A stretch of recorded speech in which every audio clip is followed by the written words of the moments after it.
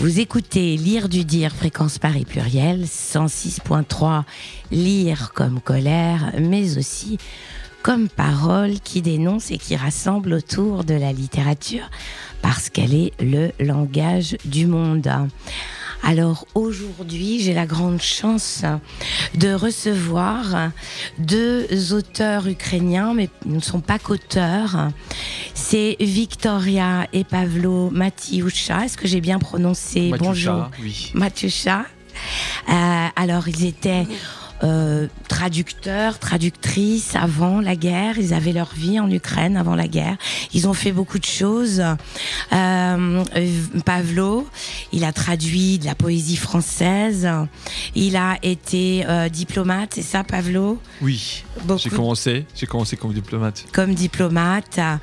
Et puis Victoria, elle a créé une agence de littéraire pour porter des auteurs ukrainiens avant la catastrophe, évidemment.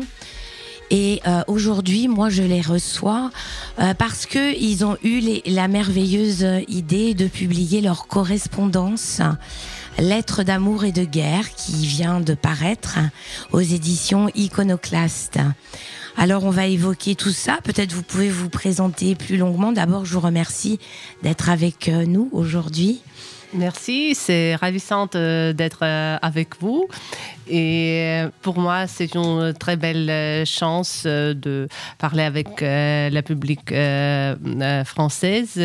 En effet, j'ai déménagé en France en 2002, juste presque 2 mois après. 2022, oui.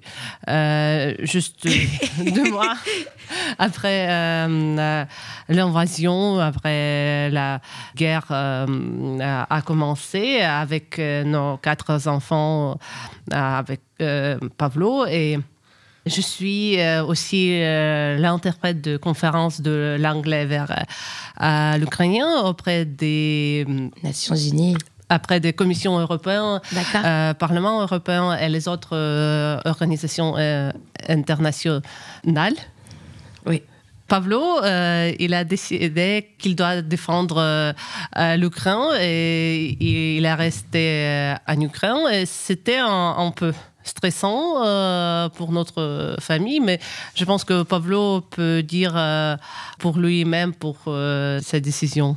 Merci et aussi ravi d'être avec vous. Bon, avant la guerre, dans l'air, il y avait ce pressentiment que quelque chose arriverait. Et ces oscillations d'air, ça nous a impacté tous, mais quand même, personne n'a pensé que ça va arriver de telle envergure. Et donc, j'ai mené, comme beaucoup d'autres, la vie civile, mais j'avais la formation militaire. Donc, une fois l'invasion est arrivée, je me suis dit, je ne peux pas rester ailleurs. Je ne peux pas juste penser à la survie de nous. Mais une fois cette survie a été assurée, donc ils se sont réfugiés en France, j'étais plutôt prête à suivre mes devoirs, mes valeurs, et défendre notre pays, notre terre promise. C'était une de ces valeurs. Et il y avait centaines de milliers d'anciens civils qui ont rejoint l'armée, avec ou sans la formation militaire préliminaire. Pour moi, ce n'était pas la question oui ou non, c'était plutôt quand. C'était plutôt quand, mais oui, et c'est épouvantable, évidemment. Et donc, vos lettres, vous avez commencé à les échanger, vos lettres, quand vous avez été séparés?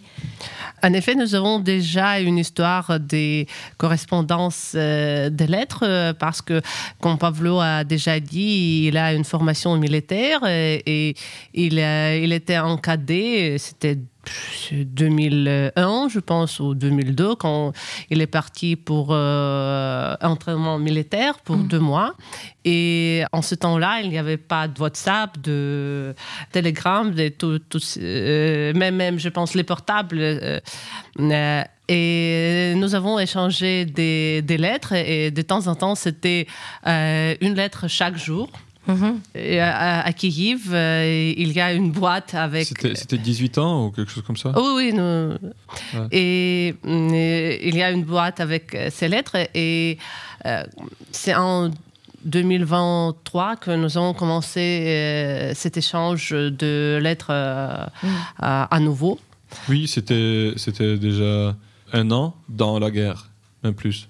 Oui, et en effet, Pavlo a écrit un essai, La bonne heure pendant la guerre, et cet essai a été publié à Nouvel Observateur. Et la journaliste Dan Bouy a adressé Pavlo pour le motif de perte et de ces choses comme ça. Et puis, il a dit que je suis en France et elle était aussi intéressée pour les femmes qui ont perdu leur mari pendant la guerre. Et dans un instant, elle a proposé que peut-être vous pouvez échanger des lettres et Nouvel Observateur va publier votre correspondance. Oui, c'était, je crois, fin mai, quand j'ai rencontré Bouy à Kiev. On a pris le café ensemble et elle m'a demandé des choses que j'ai pas bien compris comme des questions bien appropriées. Donc, concernant les pertes, le moral, etc., j'ai pas pu, bien sûr, répondre à ces questions en tant qu'officier de ma brigade. Mais à un certain moment, elle m'avait dit que l'essai qu'elle a lu, mais aussi quelques extraits de mes notes que j'avais partagé avec elle avant son arrivée à Kiev. Donc, lui ont plu.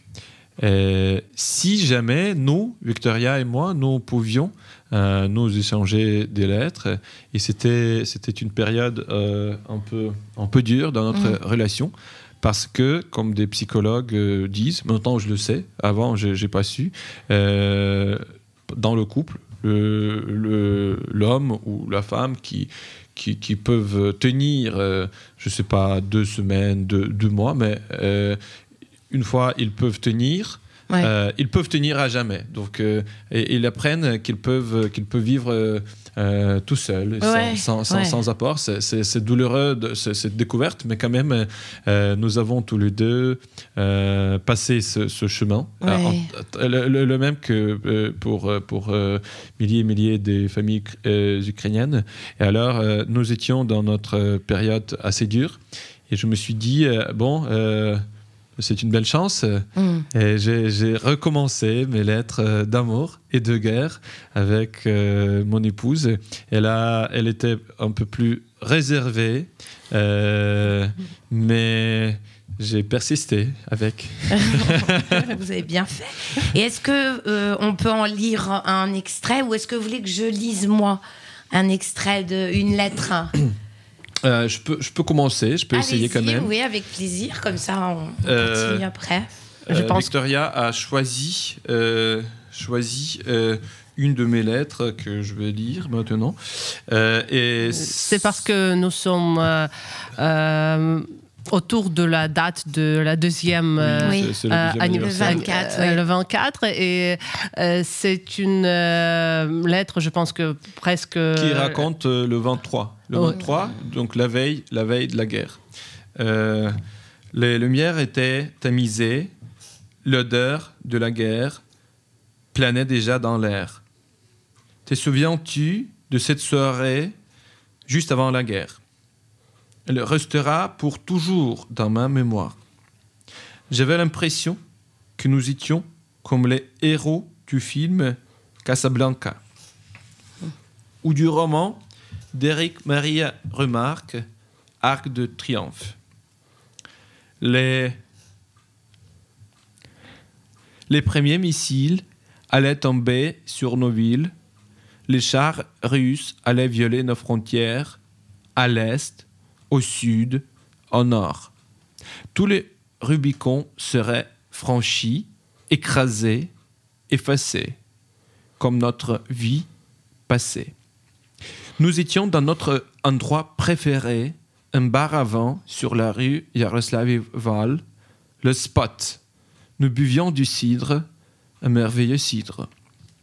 Nous avons dégusté une salade au foie de veau tiède, des pâtes et des bruschettas aux poires et au jambon cru. Tout était si cosy.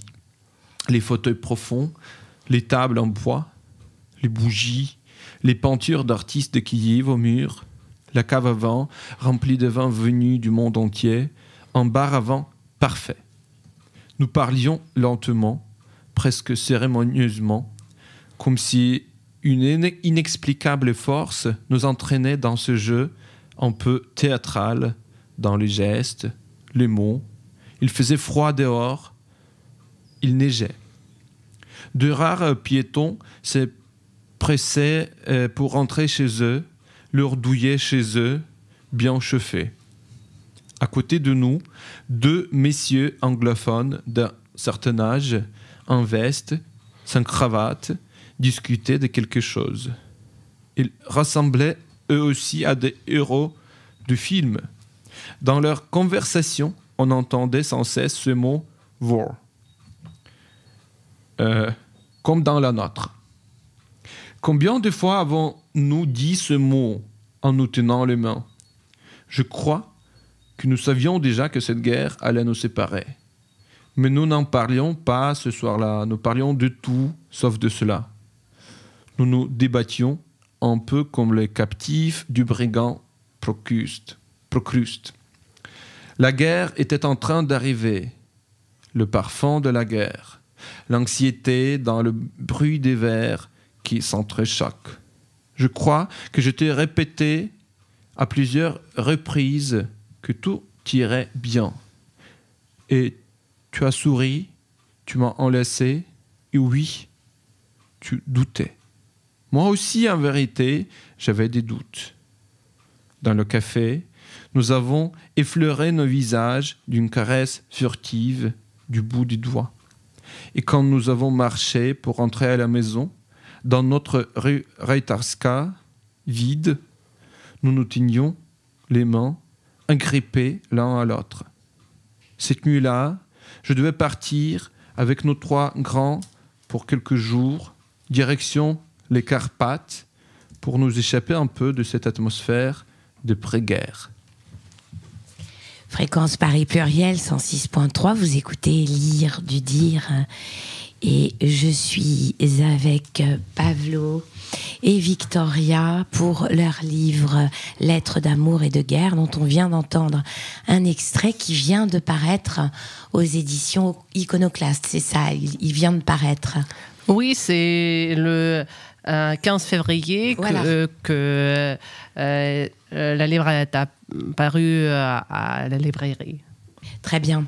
Et est-ce que c'est un témoignage... Alors, très bien, oui, je vois. Pavlo me montre une photo de ce livre en librairie. Il est en librairie. C'est un témoignage. Est-ce que c'est chronologique? Les lettres se déploient de manière chronologique? Oui, nous avons commencé d'écrire les lettres au mois de juin ou du mai. Je crois que c'était début juin. Peut-être début juin. Et puis, c'est tous les 3 mois de l'été que nous avons écrit ces lettres. Mm-hmm. Et les thématiques portaient sur des plans du passé, futur, passé de nos ancêtres. C'était très varié comme les sujets qu'on a abordés. Et aussi, même si c'était la suite, donc les lettres étaient publiées donc en suivant l'ordre d'apparition. D'accord. Mais les thématiques, donc ce que nous décrivons, c'est aussi la chronique, ouais. Mais c'est aussi notre réflexion qui porte sur le passé, sur le futur et sur notre famille aussi. Et aussi beaucoup de quotidien. Voilà. Oui, et il y a aussi beaucoup de pression dans ces lettres parce que Pavlo dit toute la vérité, mais je voudrais divorcer Pavlo parce qu'il était dans les forces armées depuis plus d'un an. Et quand il a pris sa décision de défendre l'Ukraine, il m'a promis qu'il pensait en ce temps-là que c'est 3 mois ou peut-être 6 mois, mais c'était déjà plus qu'un an. Et j'ai soutenu sa décision quand il l'a pris, mais puis, après un an, c'était un peu trop difficile avec les enfants et nous avons discuté avec les enfants qu'on doit faire quelque chose pour faire Pavlo prendre la décision de quitter l'armée. Et c'était une décision extraordinaire, je peux dire, mais nous avons décidé que si nous allons divorcer, peut-être Pavlo va prendre la décision de quitter l'armée. Sinon, notre fils le plus grand va dire au juge qu'il veut être seulement avec son père. Et dans ce cas-là, Pavlo va être un seul représentant légal de son fils et il doit quitter l'armée. Obligatoirement. C'est ça. Oui, mais je pense que pour notre couple, c'était pas si évident comment les choses vont dérouler. C'est un témoignage plus qu'émouvant parce qu'on voit bien les ravages de la guerre, les ravages en Ukraine avec tous ces morts et puis les ravages dans les familles qui sont séparées. Alors il y a aussi l'existence des femmes, votre vie de femme aussi dans ces lettres. On peut voir comme beaucoup de femmes ukrainiennes qui sont séparées de leur mari et dont les familles sont complètement brisées. On peut dire le mot brisé. Vous témoignez de ça. Oui, c'est vrai. Et dans quelques lettres, je dis que nous vivons notre vie ici. Les enfants grandissent et Pavlo, il ne voit pas comment les enfants vivent leur vie. Il n'avait pas la chance de visiter le kermesse, les chorales et tout ça. Et quand je suis venue à l'école, et tout le monde, même ses parents qui étaient divorcés, sont venus en couple pour regarder leurs enfants chantant. Pour moi, c'était très compliqué d'être seul là-bas. Oui. Mais en même temps, il a choisi de défendre l'Ukraine. Oui, c'est pour le futur de notre enfant qu'il a décidé de faire ça. Et j'ai beaucoup de respect pour sa décision. Mais c'est psychologiquement, je suppose que vous n'êtes plus du tout le même. Jamais vous ne serez le même. C'est toute la nation qui a changé. Ouais. Et nous sommes peut-être juste un bel exemple des personnes changées à jamais. Victoria, c'est une femme que j'ai rencontrée il y a plusieurs années, mais c'est pas tout à fait cette même jeune fille, et moi non plus. Je suis pas tout à fait ce jeune homme. Et même, je suis pas tout à fait l'homme que j'étais cette soirée-là que j'ai évoquée dans la lettre il y a quelques minutes. Donc, bien sûr, on a tous changé, évolué. Et évolution, c'est quelque chose de positif. Et parfois, c'est pas toujours positif. Briser, ça peut être un bon mot. C'est si illogique, ça n'a pas de sens, cette guerre pour nous. Donc la volonté de Poutine d'agrandir son empire, c'est fou, surtout dans notre siècle. C'est fou. Donc juste les territoires, c'est un peu médiéval comme concept. Et nous, les Ukrainiens, sommes à l'avant-scène de cette défense. Et nos voisins, surtout ceux qui font partie est de l'Union européenne, ils savent très très bien ce qu'il peut arriver si l'Ukraine ne tient plus. Oui, effectivement. Et vous qui avez travaillé pour les artistes, pour les écrivains, qu'est-ce qu'il en est du paysage littéraire ukrainien? Comment, enfin, il se passe des productions hors de l'Ukraine. Qui a disparu? Oui, mon agence littéraire était créée en 2119. Oui. Juste avant le Covid. Et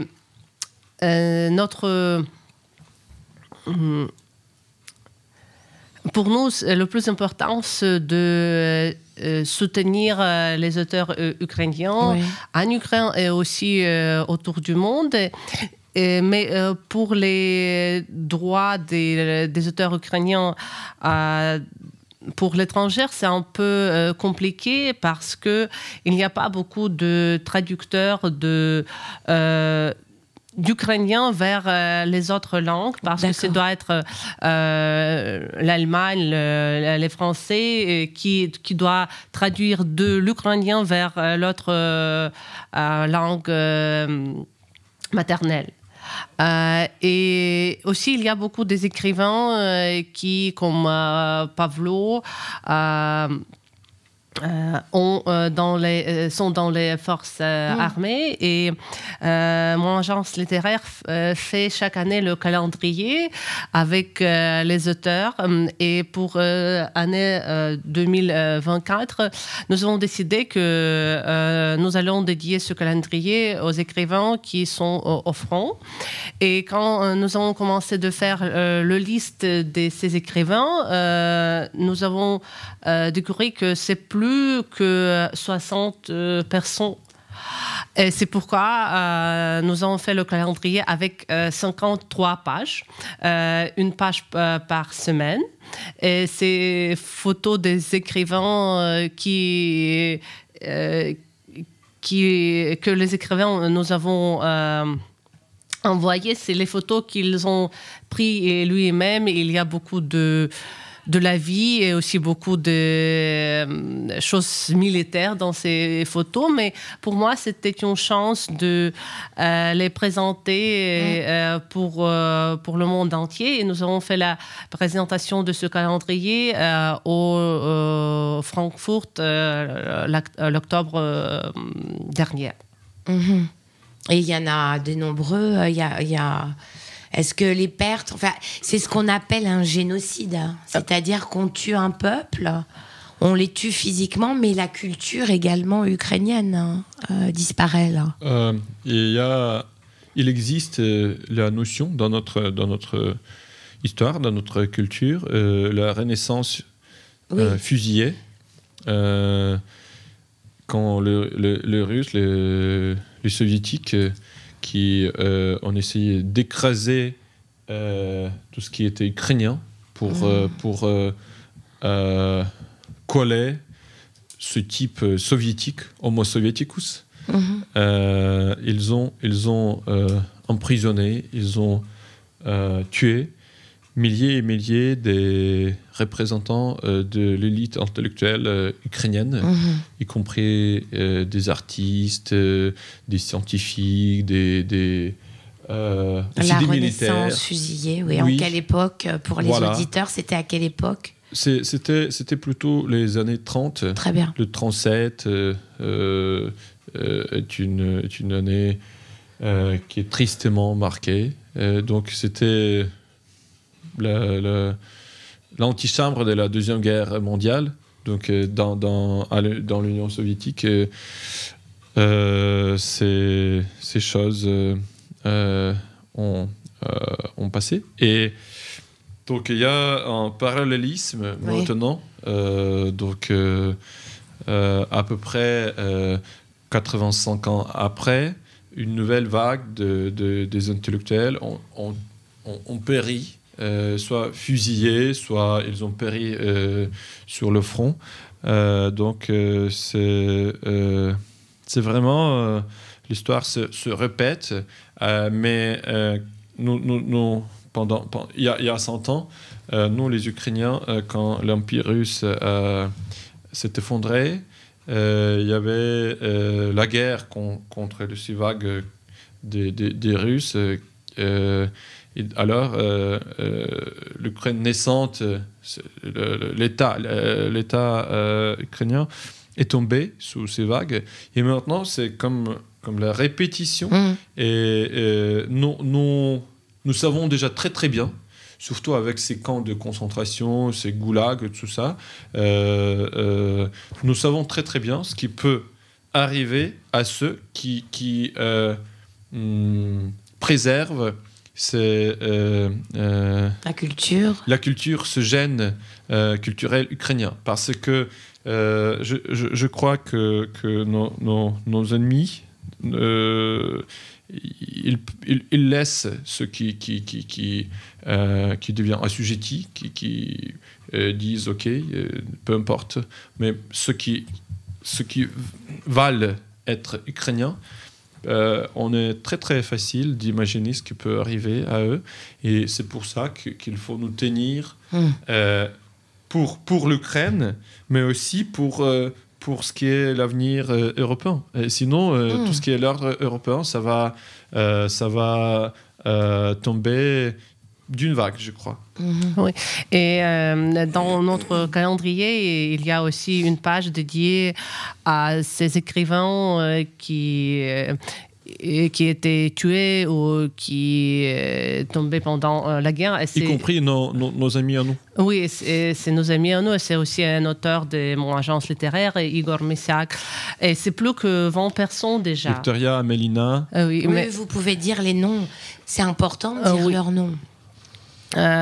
Gleb Babich, et il y a les autres, Volodymyr Vakulenko, qui était mitraillé dans son maison dans la région de Kharkiv. Quelqu'un était porté disparu, mais c'est plus d'un an, donc on espère que c'est emprisonné, mais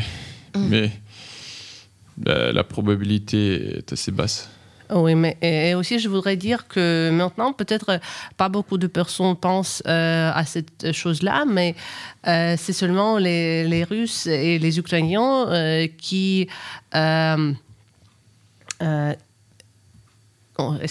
si on peut dire, gagnent l'expérience militaire extraordinaire. Et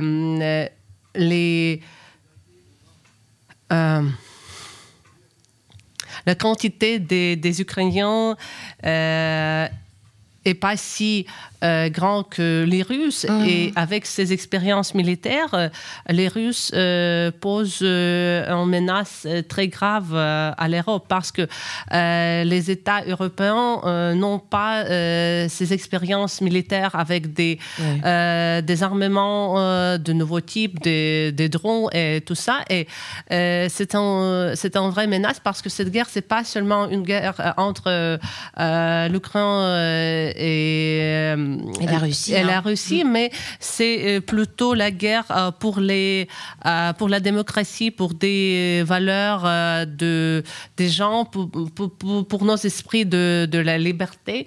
Et c'est ce que je voudrais dire, que je pense, après j'ai déménagé en France, que les Ukrainiens et les Français ont l'esprit très...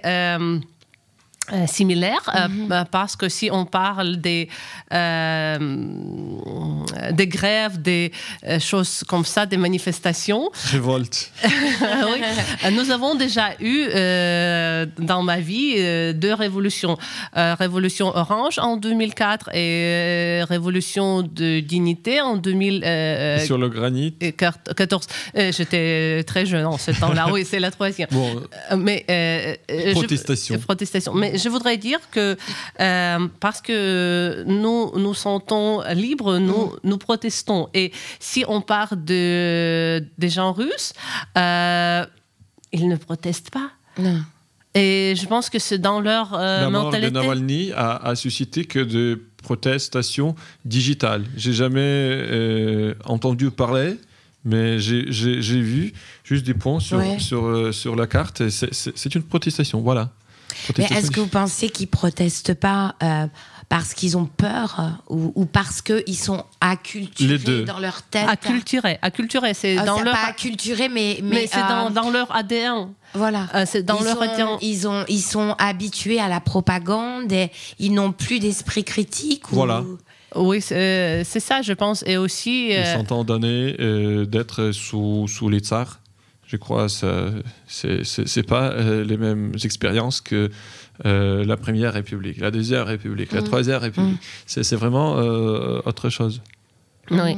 Je pense aussi que c'est dans leur tête. Et il y a aussi une théorie que Poutine a commencé cette guerre-là parce que les Ukrainiens ont commencé à vivre la vie plus heureuse, plus européenne, plus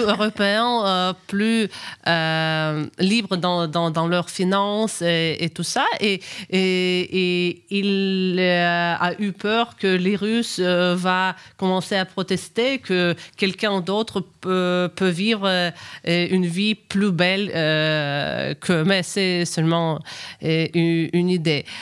Mais aussi, je pense que l'expérience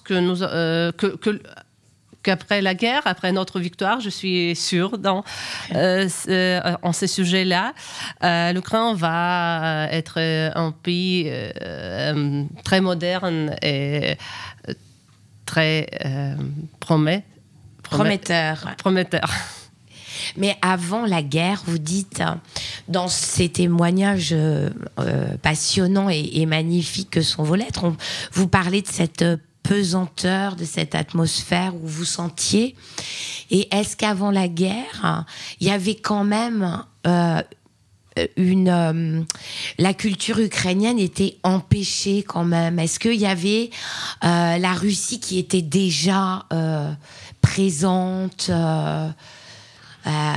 Est-ce qu'ils commençaient à infiltrer ou est-ce que ça a toujours été comme ça? Nous avons vécu en France quelques années avant 2019. Ouais. Donc c'est en 2019 que notre famille est revenue en Ukraine. Et ce que je me suis aperçu, c'est vraiment l'étendue de la culture ukrainienne. C'était quelque chose qui était frappant.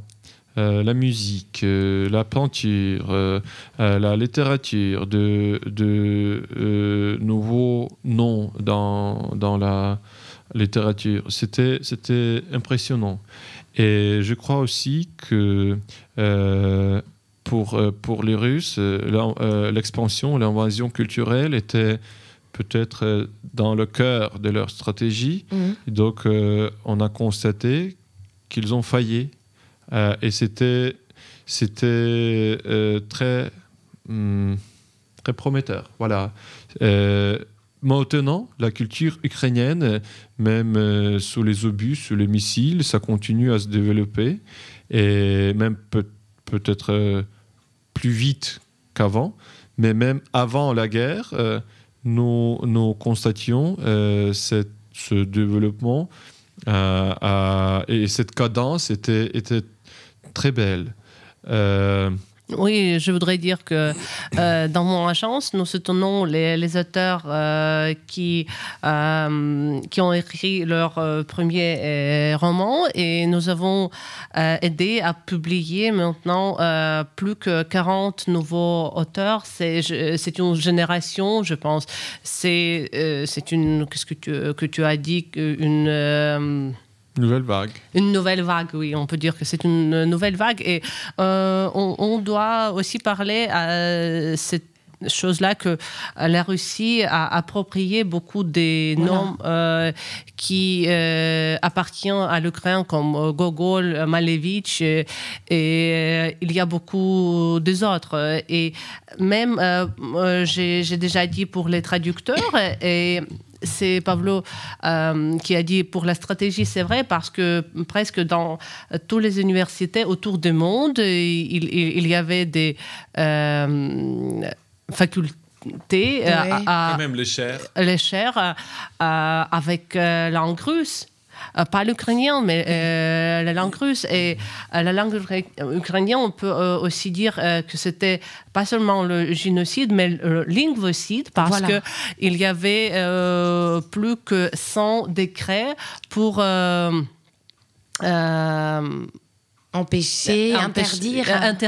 interdire la langue ukrainienne, l'usage et tout ça. Et avant la guerre, bien sûr. C'est depuis 2 siècles. Ouais. Oui, et après 2022, beaucoup de gens qui ont parlé russe a changé pour l'ukrainien. Et dans une de nos lettres, j'écris que mon père, il est de la région de Poltava, c'est le centre d'Ukraine, et il a parlé de son naissance, la langue ukrainienne, mais quand il a devenu l'étudiant pour être le médecin, il était obligé de parler russe parce que sinon, il ne pouvait pas étudier. Vous voulez dire que c'est la langue académique, enfin, presque une langue nationale, quoi. Presque. Il était pressé de parler russe, sinon il ne pouvait pas être le docteur. C'était pendant les temps de l'Union soviétique. Et la mère de Pavlo était née en Sibérie. Dans l'Ural. Dans l'Ural, oui. Parce que son grand-père était transporté, non ? Exilé là-bas. Et sa mère a été obligée de parler russe pour survivre. Et même maintenant, quand elle est de retour en Ukraine, je pense que de temps en temps, elle se souvient ces temps quand elle est très nerveuse, elle peut commencer à parler russe parce que elle était obligée de parler russe comme un enfant parce qu'il n'y avait pas d'autre chance pour elle. Mm-hmm. Est-ce que vous pouvez retrouver votre lettre ? On va la lire, je vais la lire, votre lettre où vous évoquez cette histoire de langue. Oui, je vais le trouver un instant. Et donc la culture, Pavlo, continue, on continue à écrire, à peindre, et donc ça. J'ai un ami, il est cinéaste, donc il a travaillé avec une équipe française documentaire en Ukraine, près de Kiev. Ils ont visité une église historique qui a été décorée par un artiste ukrainien très connu. Cette église a été blessée par des obus russes. Il y avait des trous dans des murs. Et tout ce qui était décoration, c'était pas fini, mais tout ce qui était décoration, et il fallait le refaire ou quand même rajuster. Mais ils ont gardé ces cicatrices de la guerre sur le corps de l'église comme des traces et comme la mémoire pour des générations à venir. Je crois que notre culture, c'est une belle analogie. Notre culture, ça rassemble un peu. Donc, nous absorbons toutes ces blessures, toutes ces cicatrices.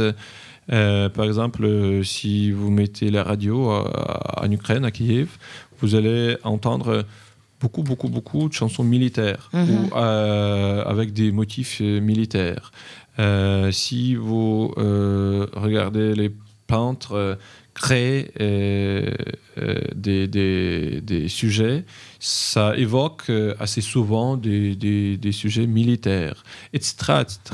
Donc, bien sûr, notre culture continue à se développer, mais ça a déjà pris cet aspect dans, je dirais, témoin. Témoin. Voilà, c'est un aspect témoin.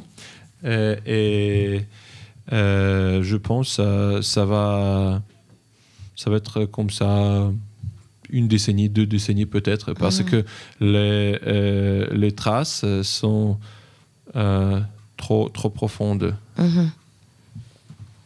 Alors je vais lire la lettre. Alors, est-ce que je peux commencer un peu avant ? Oui, si tu peux. Oui. Donc, je lis donc un extrait des lettres d'amour et de guerre de Pavlo et Victoria Matiucha. Beaucoup de gens claironnent que la guerre se terminera vite. Nous en rêvons tous tellement, mais moi, je sais que ça va durer. Au minimum du minimum, 1 année de plus. Et je ne veux pas d'1 an de plus sans toi. Les soldats qui se battent depuis le début ne devraient pas être ceux sur lesquels toute la nation s'appuie. Il faut qu'il y ait une nouvelle vague de mobilisation pour remplacer les hommes qui sont en ce moment dans l'armée, démobiliser les Ukrainiens qui jouent depuis plus d'1 an au jeu mortel dont tu parles. 1 an, c'est déjà énorme. La seule chose qui m'a agacée pendant cette réunion, c'est cet ancien camarade de promo qui m'a ressorti le bon vieux refrain de la propagande russe. Nous et les Russes, nous sommes frères. Des frères ? Je lui ai dit, imagine que ton frère décide de démolir le mur qui sépare vos 2 appartements, envahit une chambre de ta maison en déclarant qu'il va désormais vivre là, qu'il va prendre tes enfants pour en faire les siens, parce que finalement, vous riez aux mêmes blagues et vous chantez les mêmes chansons. Est-ce que tu l'accepterais ? Il insistait, m'affirmant que nous, Ukrainiens, nous comprenions le russe, que nous le parlions. Je lui ai rappelé que si moi, comme tous les Ukrainiens, je comprends le russe, les Russes, eux, ne comprennent pas l'ukrainien.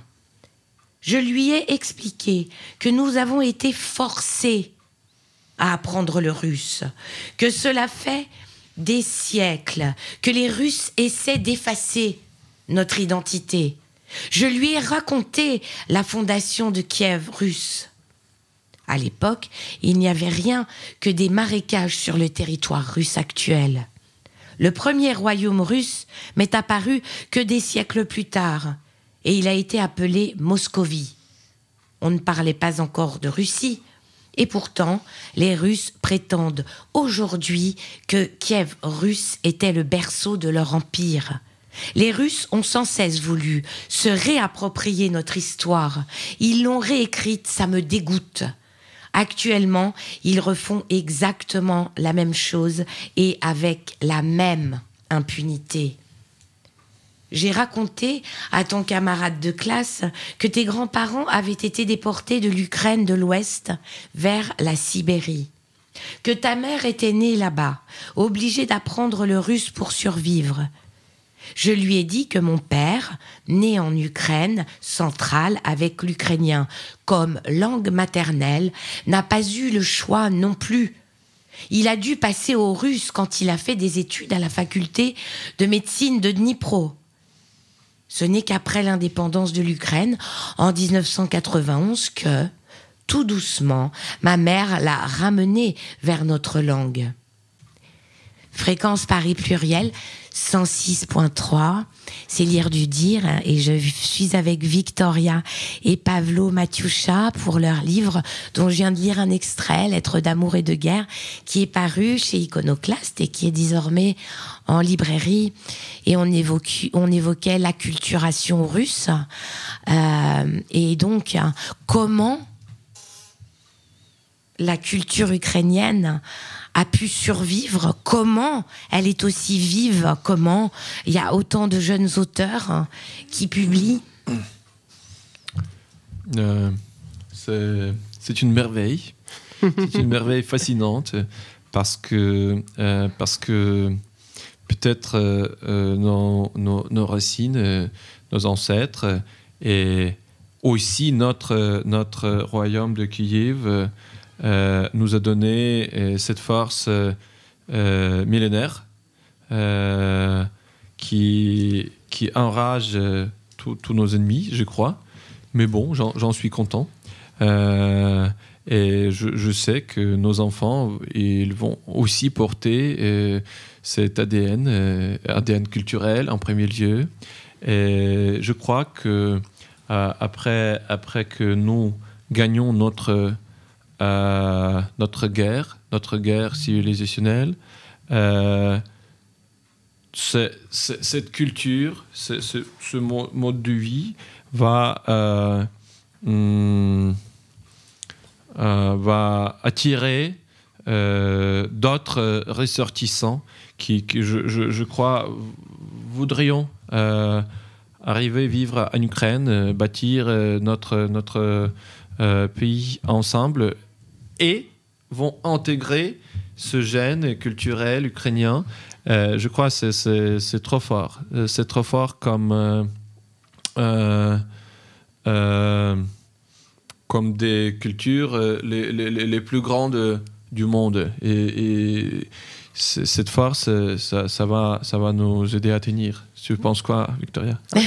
Je pense que peut-être c'est aussi que les gens ont compris qu'il y a le front culturel, c'est aussi le front où on doit battre et on doit être présenté. Je suis très reconnaissante que vous avez nous invités parce que c'est une possibilité. C'est nous qui vous remercions.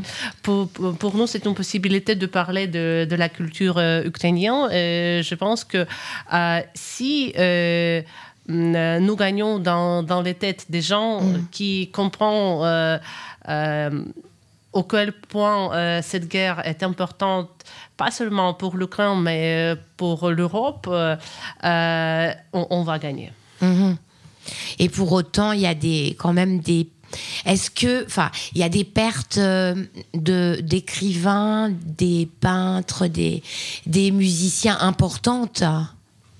Est-ce que vous avez des noms oui, pour elle Oui, bien sûr. On a déjà perdu beaucoup de gens et c'est dans les forces armées et aussi par les missiles.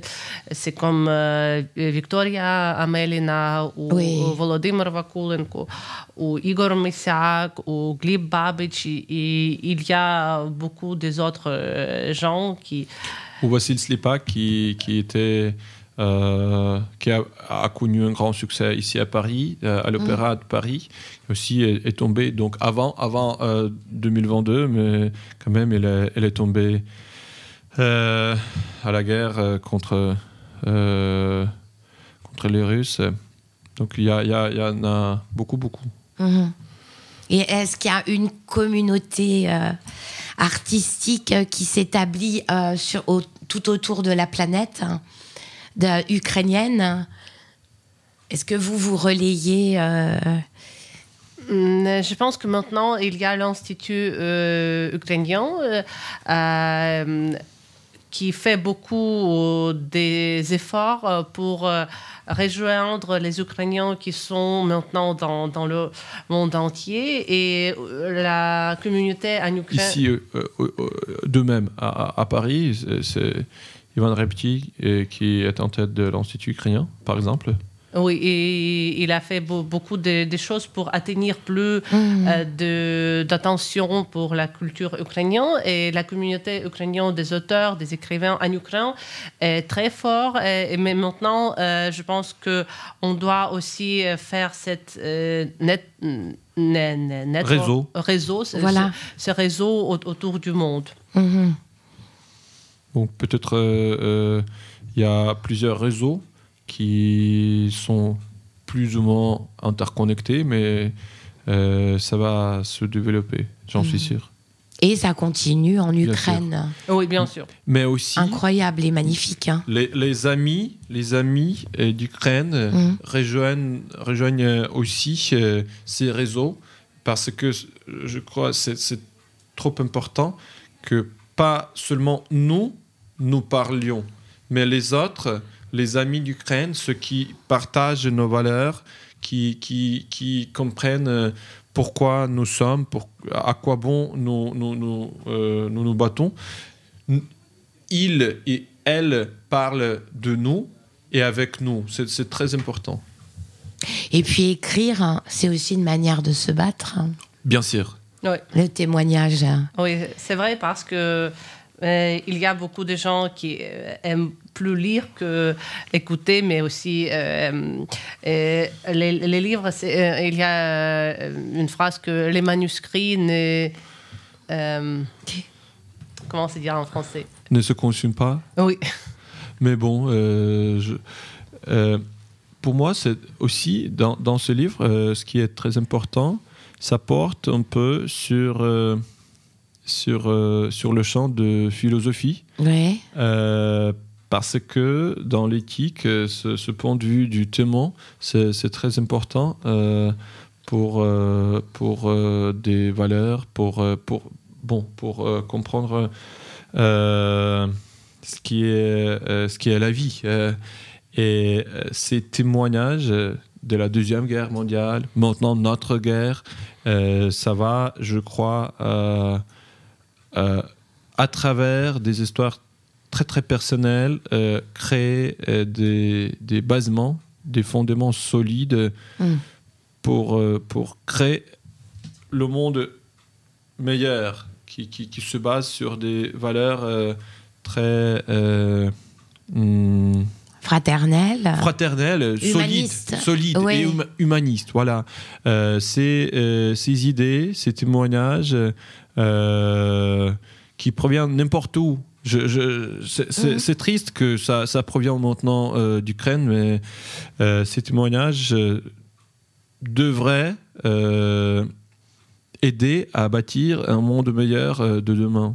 Oui, parce que évidemment, malheureusement, il n'y a pas qu'en Ukraine que ça continue, les massacres. Et oui, ces témoignages, grâce à la littérature, sont précieux. Mais est-ce que vous vous dites pas qu'il y a eu déjà des témoignages et comment faire pour que ça s'arrête tout ça?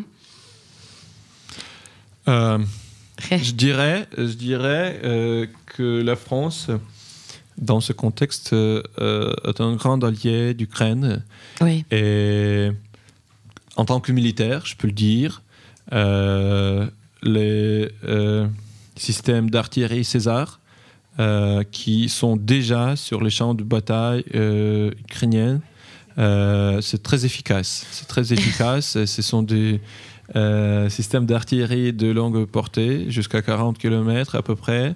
C'est pas chenillé, c'est à roues, mais c'est très bien, j'avoue. Et récemment, la France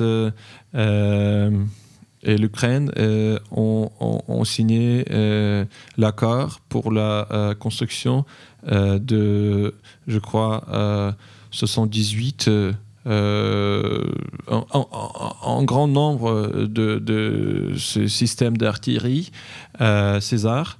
Donc, tel type d'alliés, c'est une alliance en action. Pas seulement les paroles qui sont aussi importantes, mais il nous faut aussi ce soutien matériel. Donc, la France ici est de l'avant. Et j'en suis très très reconnaissant. Oui, je pense que c'est les deux, le matériel et le soutien des gens. C'est les deux choses qui viennent hand in hand. Est-ce qu'on peut dire en français main à main? Non. Oui, alors là, main dans la main, enfin oui, côte à côte, ensemble. Oui.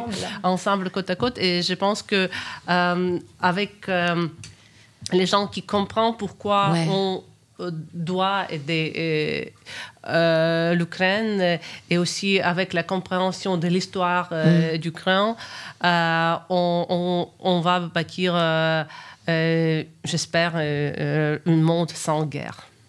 Et votre agence, elle continue littéraire, elle publie des auteurs ukrainiens. Oui, c'est ça. Et on a, en février, on a publié un auteur, Valentin Paspelov. C'est le science-fiction avec pour le futur. Oui, c'est ça, parce qu'il n'est pas trop distribué en Ukraine, malheureusement.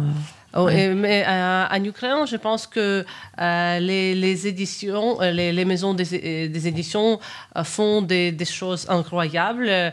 Ils continuent à publier et aussi les gens qui restent en Ukraine, ils lisent beaucoup. Je pense que maintenant, on a même plus de librairies qu'on a eu avant la guerre. C'est pendant ces 2 ans de guerre que je sais que 6 nouvelles librairies ont ouvert à Kiev. Et aussi, les gens dans les tranchées, ils lisent aussi. C'est très intéressant. Donc, les militaires, pendant leur temps libre, lisent beaucoup. C'est pas toujours des bouquins en papier, ça peut être des audios, mais la lecture est bien populaire, même dans les rangs des militaires. J'ai pas su, peut-être c'était le cas tout le temps, mais je peux le témoigner moi-même. Juste pour ça. Et ils lisent des romans, de la poésie, de tout? Oui, je pense que la poésie maintenant a la quantité des poètes qui sont visibles est grandi parce qu'il y avait beaucoup de poètes, mais maintenant il y a plus d'intérêt pour la poésie parce que peut-être c'est plus facile de s'exprimer dans les formes plus courtes comme la poésie pendant la guerre que dans les romans. Et aussi nous avons conduit en performance avec 20 poètes militaires. C'était juste le 28 décembre 2023. Et c'était où ça? À Kiev. Oh là là, magnifique. Et c'était très impressionnant parce que ces émotions que les poètes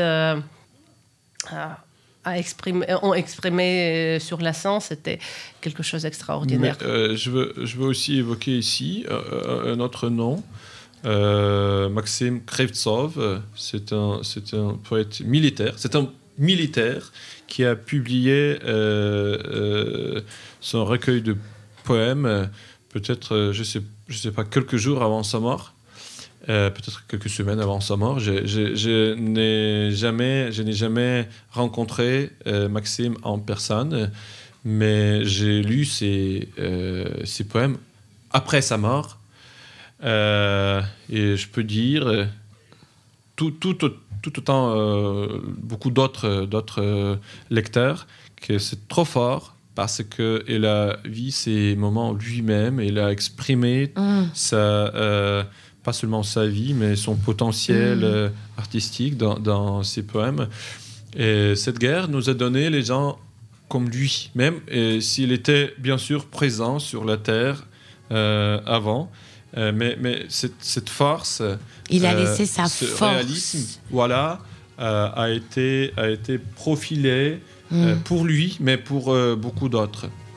Donc l'Ukraine est plus que jamais vivante. Oui. C'est ça, c'est vrai. C'est comme ça. 100%. 100%. Merci beaucoup d'être venu. Merci à vous. Merci beaucoup. Et donc, je rappelle Lettres d'amour et de guerre, paru chez Iconoclaste. Merci.